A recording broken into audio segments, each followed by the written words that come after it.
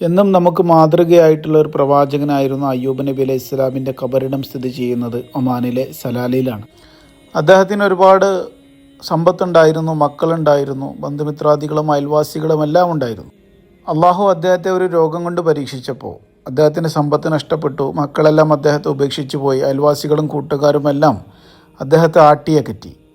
അങ്ങനെ 18 വർഷം ഇങ്ങനെ രോഗം കൊണ്ട് ജീവിക്കുമ്പോഴും അദ്ദേഹം ഒരു പരാതിയും ഒരു പരിഭവവും ദൈവത്തോട് പറഞ്ഞില്ല എന്നുള്ളതാണ് നമുക്ക് അദ്ദേഹത്തിലുള്ള മാതൃക.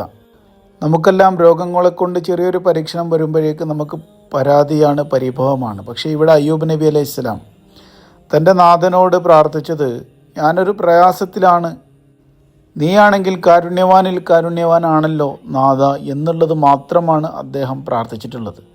എന്നെ പരീക്ഷിക്കല്ല എന്നോ എൻ്റെ രോഗം സുഖപ്പെടുത്തി തരണമെന്നോ ഒന്നും എടുത്തു പറഞ്ഞ് പ്രാർത്ഥിച്ചില്ല എന്നുള്ളത് അദ്ദേഹത്തിൽ നമുക്കുള്ള മാതൃകയാണ്. അദ്ദേഹത്തിൻ്റെ ഖബർ സ്ഥിതി ചെയ്യുന്നത് സലാലയിലാണ്. അദ്ദേഹത്തിൻ്റെ കാൽപാദം പതിഞ്ഞ ഒരു പാറക്കല്ലും ഇന്നും ചരിത്ര വകുപ്പ് അവിടെ സൂക്ഷിച്ചിട്ടുണ്ട്.